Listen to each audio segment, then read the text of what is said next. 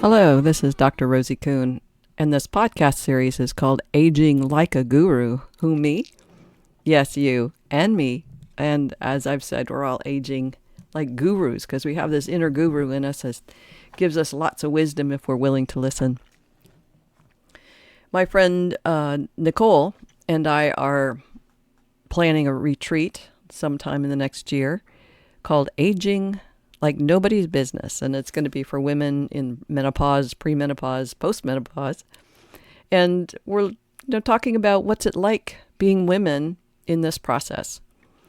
And since Nicole is part of this, in this process, she's, kind of talking with me about what's possible in terms of exploring this with women.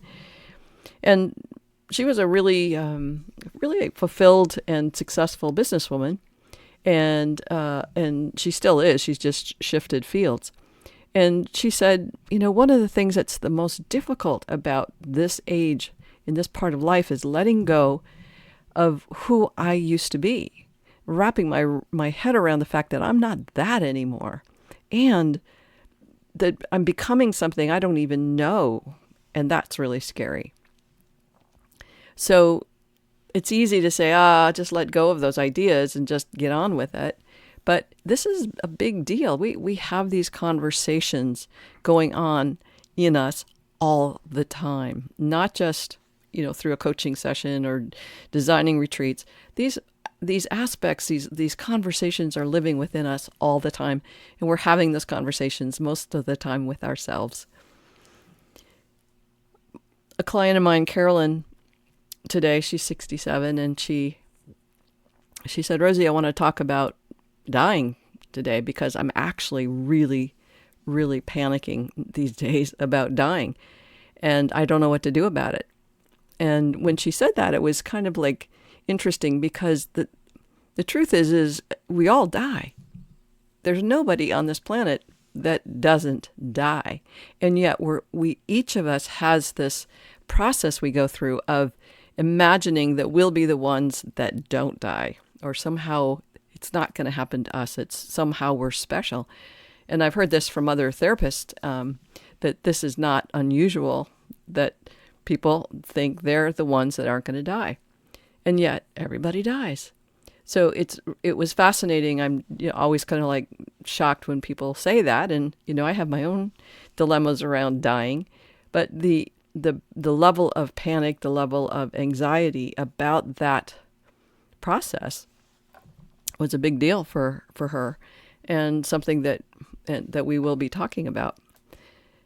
As a life coach, usually life coaches, the emphasis is on the coaching aspect as opposed to what we do as life coaching, like being thinking partners for people who are in the midst of their life or circumstances or in the midst of a dilemma, and they just need to hear what their thoughts are in a way that makes sense for them so that they can then choose to let go if they want to for something else.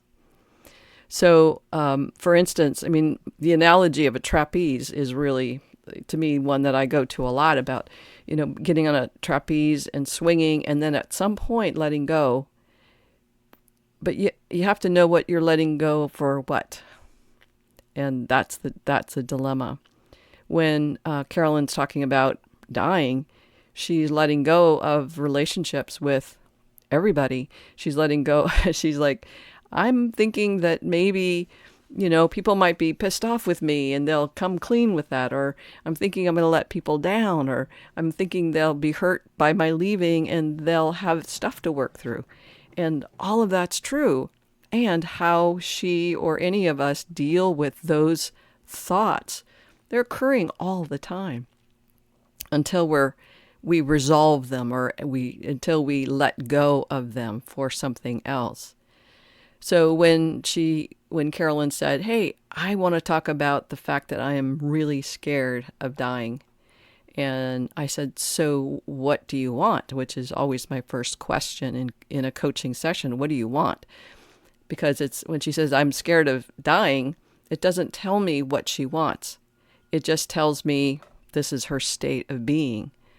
And so when I can say, hey, what is it you want? She can say, I want to be in peace about this. I want the anxiety to go away. I want to be able to be in serenity around this process of dying. It's like, okay, great. We can have that conversation. And it's not just a matter of saying, just let go, to stop thinking that way, because that's not how we usually operate. Humans are really intelligent. We're really intelligent beings. We have such brilliance. The ways that we've learned to cope and deal with just horrendous circumstances, the brilliance and the tenacity is phenomenal that each and every one of us has. At the same time, we generally don't listen to that wisdom, that inner guru. We don't listen to our intelligence. We listen to our beliefs. We listen to what other people say that isn't necessarily true. And I sometimes talk about the difference between being absolute truth versus relative truth. What's true for a certain group of people or true for a culture or race or religion or whatever that is, but what's absolutely true for everyone. For instance, we all die. So with this situation of the inevitability of death, what needs to be let go of? What does Carolyn have to let go of so she can be at peace about this? And it's part of it is what Nicole was saying in terms of wrapping our heads around what's this life going to be like without me in it? What's the reality of this life with me gone? What's my reality outside this reality of planet Earth? So those questions haunt us all the time. And people can say, well, they don't really haunt me, but they either do to a degree. I don't need to be right about this, but generally everyone I talk to will come clean at some point about the degree that they question life and death. And for the moments that the person is sort of present to my wand waving, they let go of the thoughts that they were just having and come into a place where they're at peace, that they're without those thoughts that have been agonizing to them.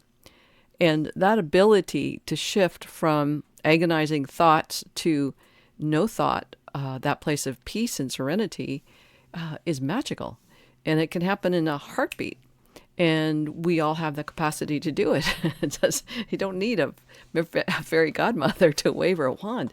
We all have that capacity to stop the thoughts that are creating suffering for us, create angst and anxiousness and despair.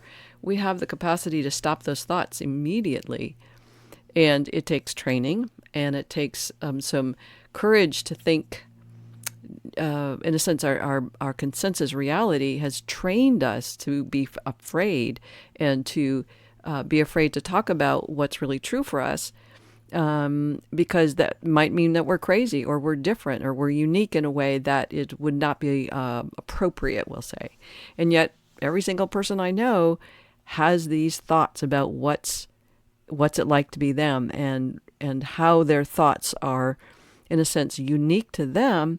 And yet, because we all exist as human beings, we all have very similar ideations and beliefs, and the way that we live in our beliefs.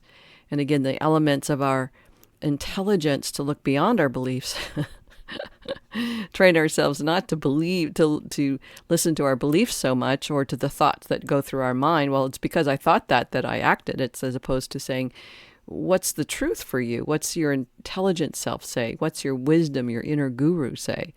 And it's different. And it's, if we ask why you don't listen to that person, why you don't choose to act from that perspective, get a bunch of different answers.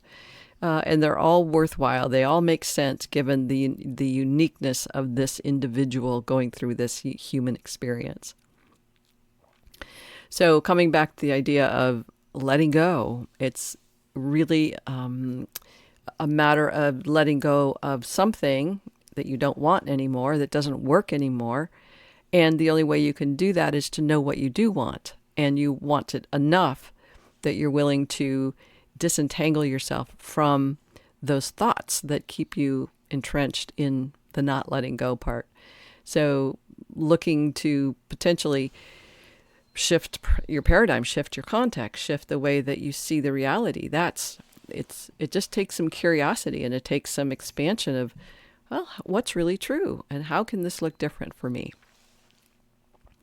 And so I can make choices from a place of freedom as opposed to a choice of making choices from constrained fear. Well, I think that's pretty much it for today. It's a lot. It's a big, heavy subject. And so I look forward to talking to you again. Bye for now.